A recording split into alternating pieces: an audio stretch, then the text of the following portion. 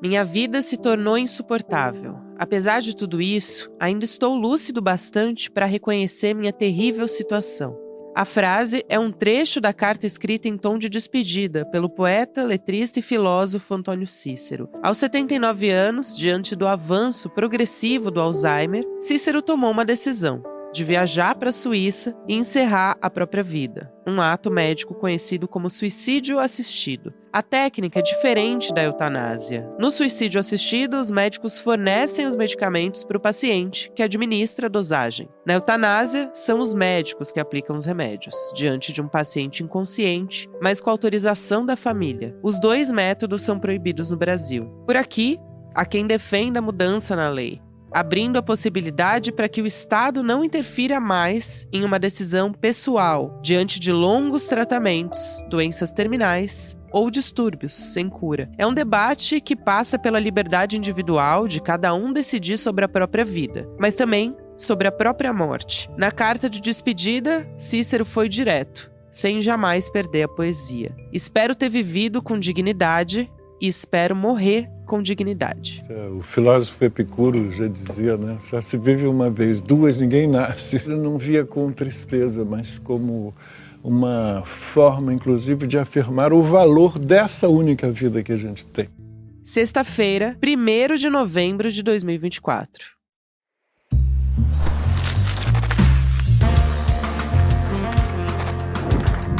Olá, seja muito bem-vindo, seja muito bem-vinda. Eu sou a Gabriela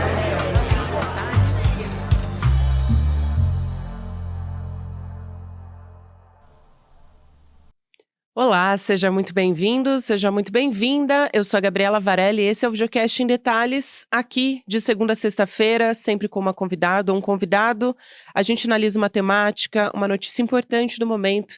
Hoje eu vou conversar com uma advogada e especialista em direito médico e da saúde, também doutora em ciências da saúde pela Faculdade de Medicina da Universidade Federal de Minas, que é a doutora Luciana Dadalto. Doutora, bem-vinda, obrigada por aceitar nosso convite.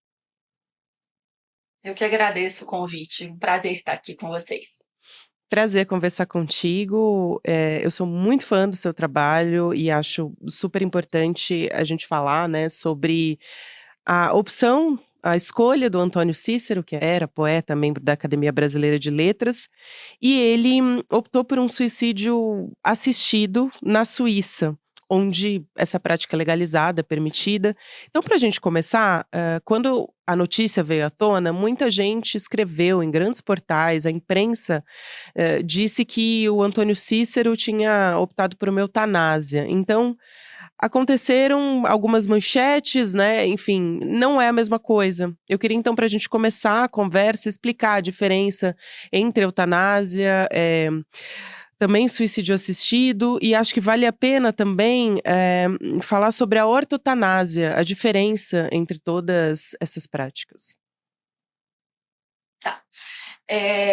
Bom, eu acho que assim, vamos começar tentando entender que a gente está falando quando a gente fala de eutanásia e suicídio assistido, a gente está falando de uma morte medicamente assistida.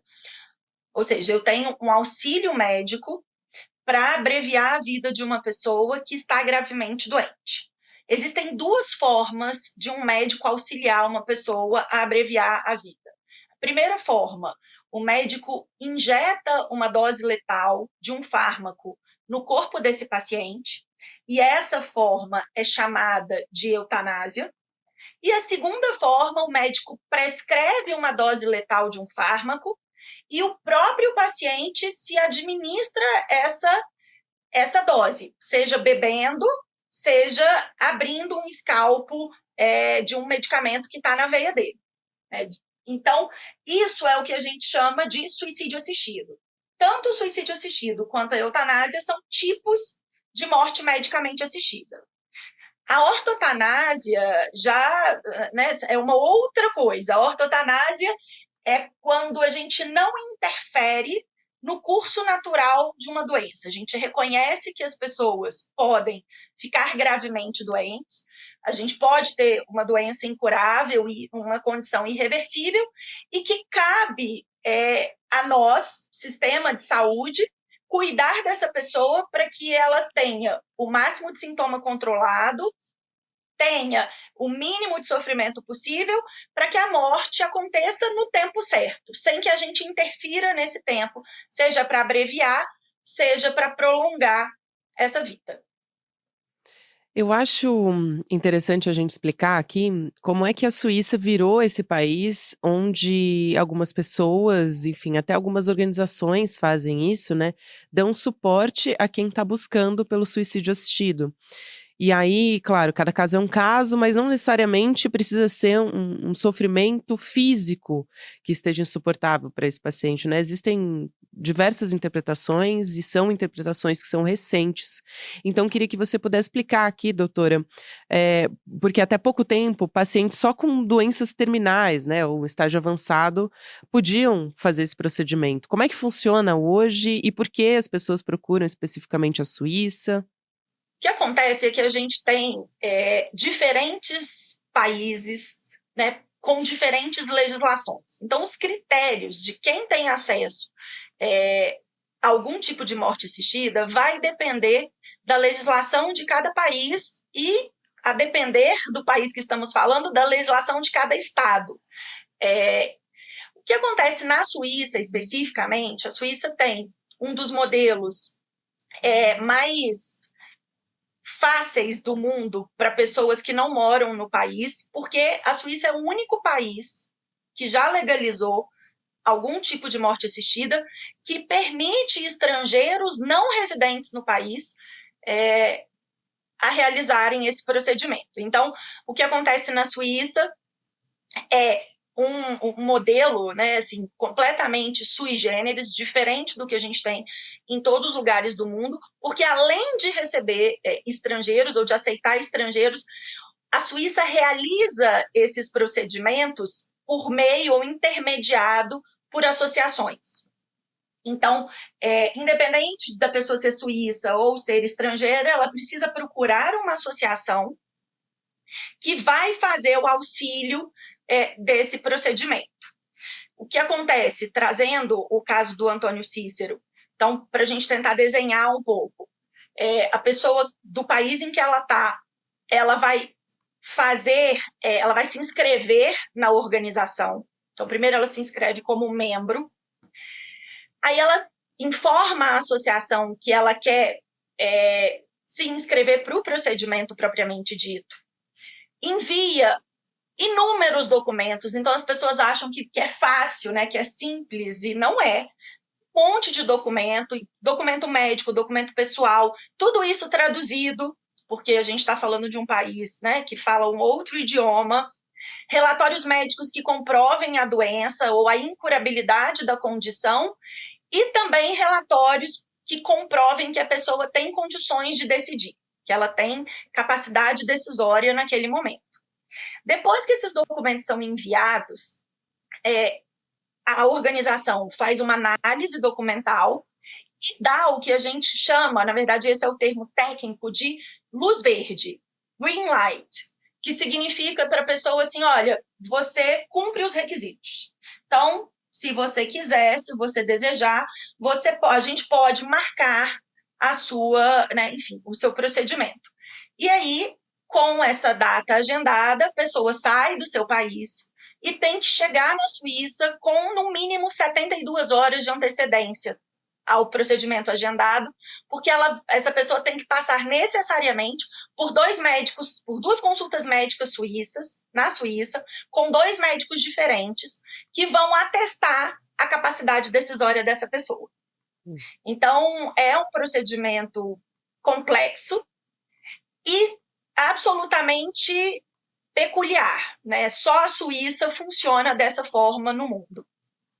Pois é, eu estava lendo sobre como funcionam em outros países e eu ia te perguntar a respeito disso, porque no caso da Suíça é bastante peculiar, como você disse, né, doutora? Mas aqui no Brasil não é permitido. Acho importante também trazer essa informação, né? O Antônio Cícero, ele deixou a carta, ele decidiu ir à Suíça justamente para realizar esse procedimento. Então, acho que vale a pena trazer, né, essa informação de que o Código Penal tem uma classificação até sobre suicídio assistido como um crime contra a vida. Então, se você puder explicar. E aí eu aproveito para te perguntar também, Luciana, por que normalmente você, que estuda tanto esse assunto a fundo, né, conhece tão bem, por que normalmente as pessoas recorrem ao suicídio assistido? Eu li algumas reportagens dizendo que a dor não é a principal um motivo, né, da busca dessa escolha. Então, se você puder também explicar por quais motivos normalmente isso acontece. Tá. Bom, primeira coisa, acho que vamos deixar isso muito claro. No Brasil, nenhuma das formas de morte assistida é permitida. Então, seja a eutanásia, seja o suicídio assistido, nós estamos falando de atos ilícitos de crimes contra a vida. No caso da eutanásia, crime de homicídio. No caso do suicídio assistido, crime de auxílio ou instigação ao suicídio. Então, nós estamos falando de algo, e é essa a razão pela qual o Antônio Cícero precisou sair do Brasil, assim como outras pessoas fazem. Então, acho que isso é importante. Ele não foi o primeiro brasileiro a realizar o suicídio assistido na Suíça, talvez tenha sido o primeiro brasileiro famoso, né, publicamente conhecido, a fazer e a divulgar a informação. Então, acho que isso é importante a gente deixar claro. Existe um termo no direito que a gente chama de turismo de direitos. O que é isso? O turismo de direitos é uma prática comum em que as pessoas saem do seu país de origem, onde uma determinada prática é proibida, e viajam até um outro país em que essa prática é permitida. Então, isso acontece no aborto, isso acontece nas discussões sobre o que é comumente chamado de barriga de aluguel, isso acontece nas discussões de suicídio assistido. Então, acho que isso é para deixar claro para todo mundo. No Brasil é proibido, mas na Suíça nós estamos falando de uma prática lícita, permitida pela legislação suíça. Os estudos mostram, e a gente tem vários estudos quantitativos, né, e também qualitativos, que mostram que o que leva as pessoas, a maior parte das pessoas, a optar pelo suicídio assistido não é uma dor física. Porque a dor física de todas as dores é talvez a mais simples de ser controlada. As dificuldades que a gente tem de maior controle de dor dizem respeito à dor emocional, à dor espiritual, à dor social, à dor existencial. Então, na maior parte das vezes, o que faz as pessoas decidirem pela abreviação da vida, por suicídio assistido ou por eutanásia, é um sofrimento existencial. É a pessoa não querer chegar até o fim daquela doença, não querer perder valores normalmente relacionados à autonomia, que são importantes para ela. Um outro ponto que eu quero trazer aqui, doutora, é o seguinte: a gente tem muita dificuldade ainda de falar sobre morte, que ela nos faz pensar sobre a nossa própria finitude, por diversas questões. Quando a gente vai falar com criança, por exemplo, né, explicar, a gente usa eufemismos. Ah, o seu avô virou uma estrelinha. Enfim, é muito difícil ainda, é um grande tabu. Por que é tão difícil falar sobre morte? E eu pergunto se casos como esse do Antônio Cícero, porque ele deixou uma carta tão aberta e repercutiu muito, né? Ele falou sobre o direito à escolha, sobre morrer com dignidade. Foi uma frase que me marcou entre as coisas que ele escreveu nessa carta. Então, eu acho que vale a pena a gente trazer essa reflexão aqui sobre como talvez ele tenha aberto, né, uma discussão, seja um momento de a gente poder falar abertamente sobre isso. Bom, nós estamos aqui em 2024 e é bom lembrar que a gente sempre teve problema com a morte, né? O Sim. mundo, as sociedades, a humanidade sempre teve problema com a morte, desde que o mundo é mundo. A gente tenta achar formas, né? Elixires de imortalidade, buscas espirituais. Isso todos os filósofos, os grandes estudiosos vão mostrar isso pra gente. O que acontece, especialmente depois da Segunda Guerra Mundial, é que a gente começou a esconder a morte. A morte que sempre foi um medo, um tabu, mas que era explícita, né, que acontecia nas casas, que a gente velava em casa, de repente passou a acontecer dentro de hospitais, muitas vezes em unidades de terapia intensiva em que os familiares sequer podem entrar, e a gente começa a ter velórios privados, velórios em que inclusive as crianças são afastadas, né, desse rito, e aí realmente uma coisa que sempre foi tabu ou que da qual a gente sempre teve medo, eu acho que melhor dizendo, é melhor dizer que a gente sempre teve medo, mas que a morte se tornou um tabu, especialmente no século XX. Então, esse tabu vem porque a gente escondeu a morte do dia a dia. E eu costumo dizer que tudo que a gente não conhece ou que a gente não sabe muito bem como gera medo. E é tabu. Então, eu acho que o nosso grande desafio e aí eu acho que a gente está vivendo esse desafio ou enfrentando esses desafios, pelo menos convites a eles, desde a pandemia, é de entender que o fato da gente não falar sobre morte ou não lidar com a morte como algo natural não faz com que ela não aconteça. Ela continua acontecendo ao nosso lado, com as pessoas que a gente ama, com as pessoas que a gente admira. E casos como o dele, eles trazem para a gente algo a mais, na minha opinião, porque não é só uma discussão sobre morte, Total. é uma discussão também sobre querer morrer ou sobre reconhecer que viver a qualquer custo pode não fazer sentido para algumas pessoas. Era justamente essa pergunta que eu ia te fazer agora, né, porque se já é difícil falar sobre morte, imagina então falar sobre uma escolha, né, de suicídio assistido. Eu vi, por exemplo, redes sociais ou até conversando com as pessoas sobre isso, porque mobilizou muito conversas a respeito do Antônio Cícero e sobre a escolha dele de, a gente é a favor, você é a favor ou contra, né, o suicídio assistido? E me parece, assim, que é muito raso, né, falar em a favor ou contra, porque não seria as pessoas têm livre-arbítrio, né, não seria uma conversa sobre isso, sobre respeitar, né, o direito a essa pessoa escolher como ela quer morrer? Eu concordo plenamente com você, acho que essa polarização de ser a favor ou contra não é por aí, ela não nos agrega.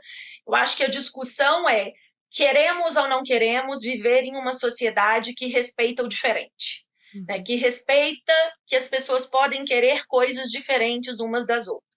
Então, o caso do Antônio Cícero e os casos em que a gente discute morte medicamente assistida são casos em que a pergunta é essa: eu estou, enquanto sociedade, preparada para aceitar que uma pessoa me diga que o sofrimento que ela está vivendo é intolerável e que para ela a morte é melhor do que o que ela está enfrentando? E é sempre bom lembrar que quando a gente discute legalização de temas complexos ou de temas relacionados à autonomia, nós não estamos falando que todo mundo agora vai precisar fazer essa escolha. Então, hipoteticamente, se a gente legaliza a eutanásia e o suicídio assistido no Brasil daqui a um mês, não significa que todas as pessoas que recebam um diagnóstico de Alzheimer, como o caso do Antônio Cícero, serão obrigadas a morrer por suicídio assistido ou por eutanásia. Quando a gente legaliza a morte medicamente assistida, o que a gente está fazendo é permitindo ou dando ao cidadão poder de escolha, se fizer sentido para ele, dentro dos valores pessoais. Eu gosto sempre de convidar as pessoas a olharem para essa discussão ou para esses conceitos de vida e morte de uma forma diferente. A gente está acostumado no modelo biológico, né? Quando é que uma pessoa morre? Quando o coração dela para, quando ela tem um dano cerebral e que é declarada morte encefálica de acordo com critérios técnicos, e aí, a partir disso, a gente diz: a vida acabou e essa pessoa morreu. Esse é um olhar meramente biológico para a vida, né? É o que a gente vai chamar de vida biológica. Quando a gente está discutindo autonomia no fim de vida, quando a gente está discutindo morte digna, a gente está fazendo, na verdade, um convite a olhar para a vida sobre a perspectiva da biografia do sujeito. Então, uma pessoa pode estar biologicamente vivo, mas biograficamente morto. E normalmente é nesse momento em que as pessoas optam pela eutanásia ou pelo suicídio assistido. Quando elas consideram que a vida que elas estão vivendo já não corresponde mais aos seus valores de dignidade. E aí a gente fala de uma vida biográfica que já morreu e uma vida biológica que ainda está aí. E aí as pessoas tentam, por meio da eutanásia ou do suicídio assistido, fazer ou aproximar, digamos assim, essas duas vidas. Então, eu acho que esse é um desafio, né, gente? Porque ele envolve, obviamente, inúmeros valores. Para a maioria da população, vida biológica e vida biográfica vão acabar ao mesmo tempo. Mas nós estamos falando de uma minoria, e isso é muitíssimo importante em todos os países do mundo em que já houve legalização de algum tipo de morte assistida. Nós estamos falando de um percentual muito baixo de pessoas gravemente doentes que optam por essas práticas. Nós não estamos falando de algo que é absolutamente natural ou que acontece todo dia. Isso não é uma realidade. Sim. Eu acho que vale também a gente falar sobre a melhor maneira de abordar, de introduzir esse assunto, né. Quando eu penso, até comentei aqui sobre como a gente tem a é muito recorrente que a gente use eufemismos para falar com crianças sobre isso, e acho até que é um ato de amor poupar essa criança, por exemplo, de não só de ir ao velório de algum familiar, mas também de estar ali nesse processo, né, que muitas vezes é um processo quando a gente está falando de morte. No caso do Antônio Cícero, por exemplo, era o Alzheimer. O meu pai teve Alzheimer e eu vivi quando eu era criança justamente esse momento, esse processo, né, que é um processo de cuidado e muitas vezes até de despedida, né, enfim, dá para entrar em vários aspectos assim.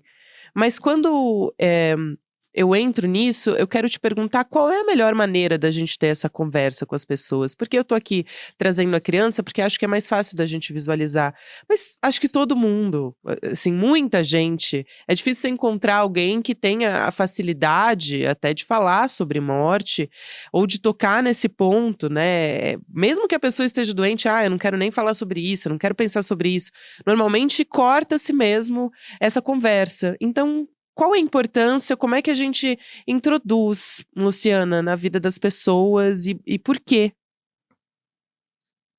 Bom, eu acho assim, vou só tentar responder de uma forma objetiva a questão das crianças. Os especialistas em luto, eles são categóricos em dizer que a gente não deve usar eufemismo com as crianças.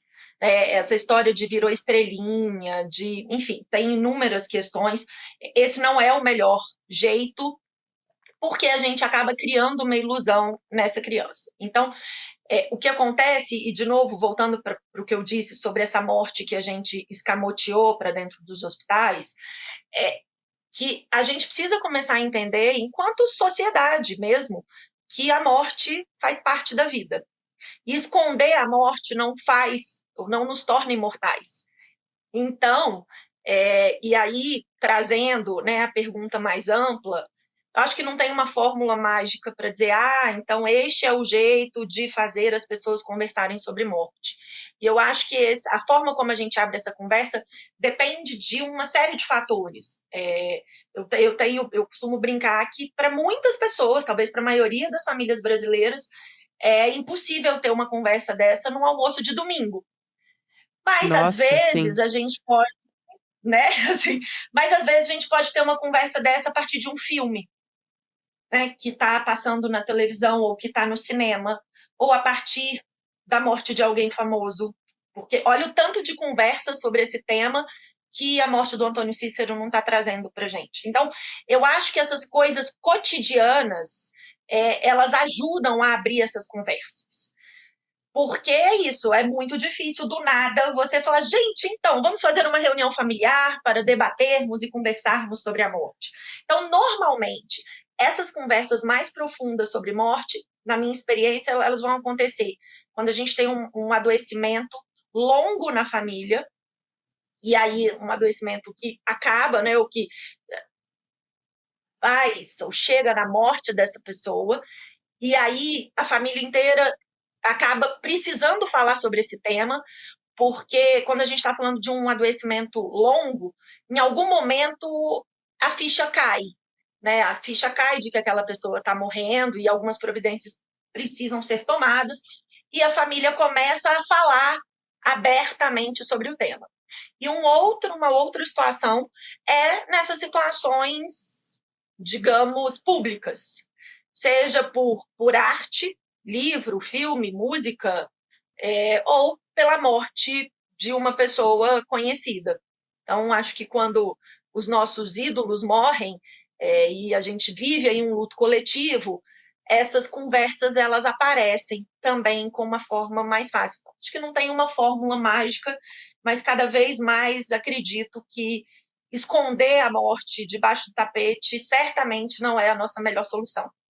É, certamente. Me fez pensar muito sobre como o Antônio Cícero introduziu isso na nossa vida, né, muita gente pensando até ontem eu estava, assim, especificamente contar rapidinho, eu estava no lançamento de um livro e tinham muitas mulheres, né, e a gente estava discutindo sobre como, hoje existem maneiras diferentes, né, de as mulheres viverem, né, não existe uma crise do amor romântico e tal, e aí muitas mulheres morando sozinhas, vivendo sozinhas, então coletivamente, né, uma delas falou: "Eu preciso pensar nisso, sobre como, pra quem que eu vou, deixar, né, eu quero conversar com as minhas amigas sobre isso, falar sobre a minha morte, né, em algum momento isso vai acontecer".